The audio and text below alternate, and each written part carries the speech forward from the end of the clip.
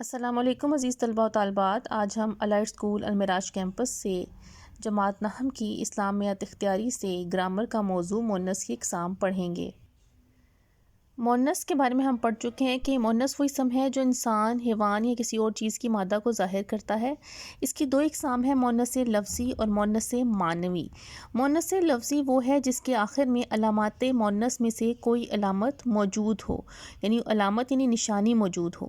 اور علامات مؤنث کون سی ہیں؟ وہ تین علامات ہیں، تائے مربوطہ زائدہ، جیسے دجاجاتن، دراجاتن۔ آپ ان دونوں مثالوں کے آخر میں یہ گول تا دیکھ سکتے ہیں، اسے تائے مربوطہ زائدہ کہتے ہیں۔ مربوطہ کا مطلب ہے جڑی ہوئی، ملی ہوئی، اور یہ جو تا ہے یہ لفظ کے ساتھ جڑی ہوئی ہے، ملی ہوئی ہے، مربوط ہے، اس لیے اسے تائے مربوطہ زائدہ کہتے ہیں۔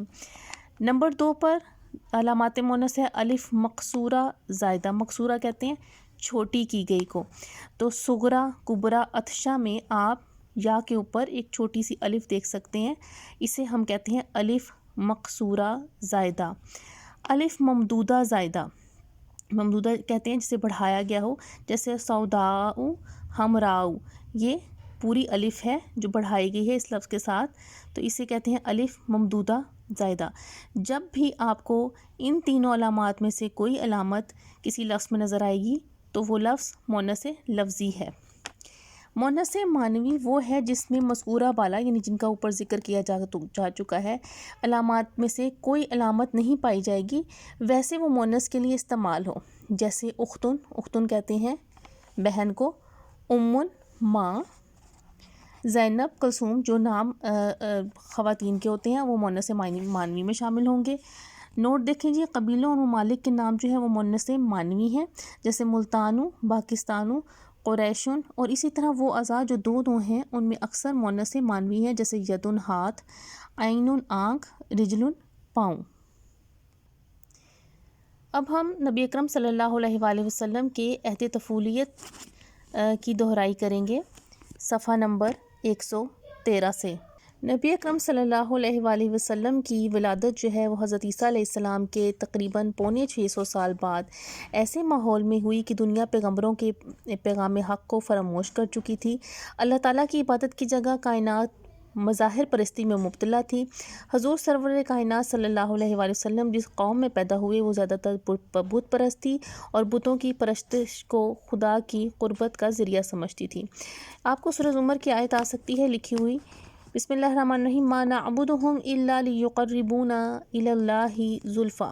اس کا ترجمہ لکھنے کے لیے آ سکتا ہے کہ ہم ان بتوں کو صرف اس لیے پوجتے ہیں کہ وہ خدا کے ہاں ہماری قربت کا ذریعہ بنے۔ اور نبی اکرم صلی اللہ علیہ وآلہ وسلم کے پیدائش کے وقت عرب کے معاشرتی حالات کیا تھے کہ اس وقت باپ کی منکوحہ بیٹے کو وراثت میں ملتی تھی، تو حقیقی بہنوں کے ساتھ ایک ساتھ شادی کی جا سکتی تھی، اور بیویوں کی حد نہ تھی۔ بے حیائی، شراب خوری، جوا، یہ سب عام رواج تھا۔ لڑائیوں میں لوگوں کو زندہ جلا دینا، لڑکیوں کو زندہ درگور کرنا عموماً درست سمجھا جاتا تھا۔ اس تاریک دور میں آپ صلی اللہ علیہ وآلہ وسلم کی ولادت 12 یا 9 ربیع الاول مطابق 20 اپریل 571 عیسوی میں ہوئی، اور آپ کے والد ماجد کا نام عبداللہ اور والدہ ماجدہ کا نام حضرت آمنہ تھا۔ آپ کے والد ماجد آپ کی ولادت سے کچھ ماہ پہلے انتقال کر چکے تھے، اور آپ کے دادا جناب عبدالمطلب نے آپ کا نام محمد رکھا۔ آپ صلی اللہ علیہ وآلہ وسلم کی ولادت کے متعلق آپ کی والدہ ماجدہ کی زبانی جو روایات ہمیں کتابوں میں ملتی ہیں ان سے پتہ چلتا ہے کہ آپ صلی اللہ علیہ وآلہ وسلم کی ولادت عام بچوں کی طرح نہیں ہوئی۔ آپ جس وقت کائنات میں تشریف لائے تو دور دراز تک روشنی ہی روشنی تھی، اور آپ ہر قسم کے میل کچیل سے پاک پیدا ہوئے۔ اچھا جی، اس کے علاوہ جب شرفائے عرب میں دستور تھا کہ وہ اپنے بچوں کو شہر سے باہر دیہات میں پرورش کی خاطر بھیج دیا کرتے تھے، تو اس غرض سے حضرت حلیمہ سعدیہ کے ہاں آپ نے 4 سال کا عرصہ گزارا۔ 8 سال کی عمر میں آپ کے دادا دنیا سے رخصت ہو گئے، اور آپ اپنے بیٹے کے جناب ابو طالب کو آپ صلی اللہ علیہ وآلہ وسلم کی پرورش کی وصیت کر گئے۔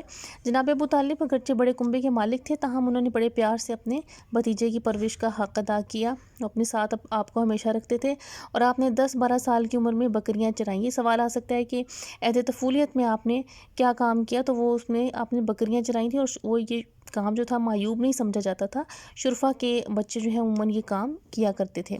اس کے بعد دیکھیں جی عہد شباب یعنی جوانی کا دور، آپ نے اپنی نبوت کا جو اعلان تھا وہ 40 سال کی عمر تک میں کیا تھا، اور 40 سالہ زندگی جو ہے وہ آپ کی صداقت، دیانت اور خدمت خلق کی ایک مسلسل کہانی ہے، اور آپ کی سچائی جو ہے وہ اس پہ کوئی حرف نہیں اٹھا سکتا تھا۔ آپ کا سب سے بڑا دشمن ابو جہل کہا کرتا تھا کہ محمد میں تمہیں جھوٹا نہیں کہتا، میں تو صرف یہ کہتا ہوں کہ بتوں کی بد دعا نے تمہیں دیوانہ بنا دیا ہے۔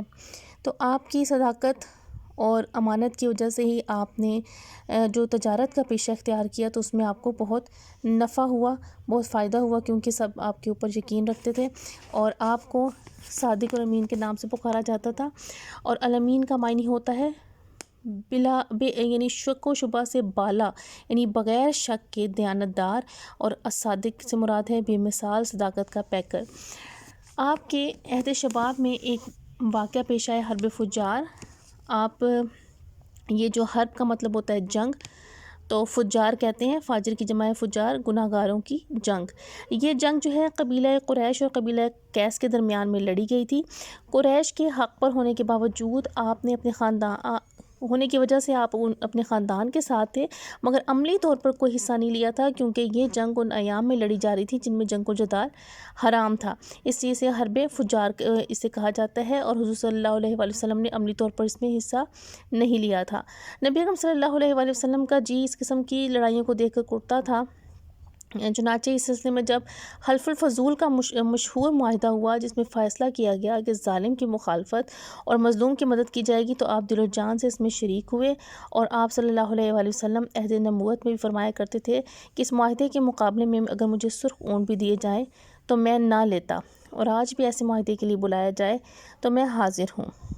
واقعہ حجر اسود، یہ بھی آپ کی اعلیٰ کردار، تدبر اور معاملہ فہمی کا مظاہرہ جو ہے ہمیں تعمیر کعبہ کے وقت نظر آتا ہے، جب کعبہ جو ہے نشیبی علاقے میں یعنی ایک نیچے علاقے میں تھا اور بارشوں کی وجہ سے عمارت کو نقصان پہنچتا تھا، تو قریش نے فیصلہ کیا کہ کعبے کی دوبارہ سے تعمیر شروع کی جائے۔ تعمیر کا کام شروع ہوا، تمام قبائل قریش نے پوری عقیدت سے اس میں حصہ لیا۔ جب حجر اسود کو نصب کرنے کا موقع آیا تو جھگڑا پیدا ہو گیا، ہر شخص چاہتا تھا کہ یہ سعادت اسے حاصل ہو، نوبت لڑائی تک پہنچ گئی۔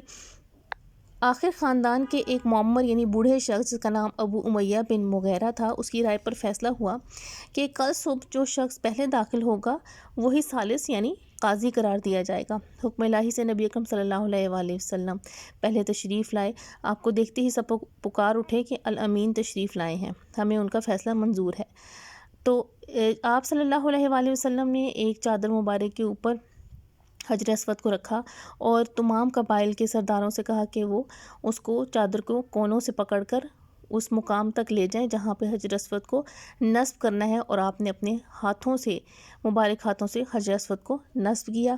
اس طرح سے لڑائی کی نوبت نہ آئی اور مکمل تدبر و معاملہ فہمی کے ساتھ یہ مسئلہ حل ہو گیا۔ آپ کی جوانی کے دور میں عرب جو تھے وہ بہت ہی مختلف قسم کے گناہوں میں مبتلا تھے، وہاں پر عجیب گناہوں والے رواج تھے، آپ کو ان تمام باتوں سے بہت نفرت تھی اور آپ ان چیزوں سے بیزار تھے، اس لیے ان معاشرتی برائیوں پر آپ کا دل بھی کڑتا تھا، آپ ان سے دور رہتے تھے اور سوچتے رہتے تھے کہ ان برائیوں سے لوگوں کو کس طرح سے بچایا جائے، حتیٰ کہ آپ تنہائی کی طرف مائل ہو گئے اور غار حرا میں آپ شب و روز بسر کرنے لگے۔ غار حرا مکہ سے کوئی 5 کلومیٹر دور ہے۔ اچھا جی، یہ 5 کلومیٹر کو نوٹ کر لیں، یہ 5 کلومیٹر ہے، اور اگر یہ میل کے حساب سے آپ کو کوسچن آئے تو وہ 3 میل ہے، ٹھیک ہے۔ اور آپ مہینوں وہاں جا کر قیام کرتے تھے اور اللہ کی عبادت میں مصروف رہتے تھے، کھانے پینے کا سامان ساتھ لے جاتے تھے، جب ختم ہو جاتا کھانے کا سامان تو گھر تشریف لاتے اور واپس جا کر پھر اللہ تعالیٰ کی عبادتیں میں مشغول ہو جاتے، اور آپ صلی اللہ علیہ وآلہ وسلم پر پہلی وحی بھی حضرت جبرائیل علیہ السلام غار حرا میں لے کر نازل ہوئے تھے۔ اس لیکچر میں ہم نے تمام اہم نکات کو ڈسکس کر لیا ہے، اس میں سے ہی شارٹ کوسچنز اور MCQs بھی آتے ہیں، آپ اسے مکمل جو ہے وہ یاد کیجیے گا۔ اللہ حافظ۔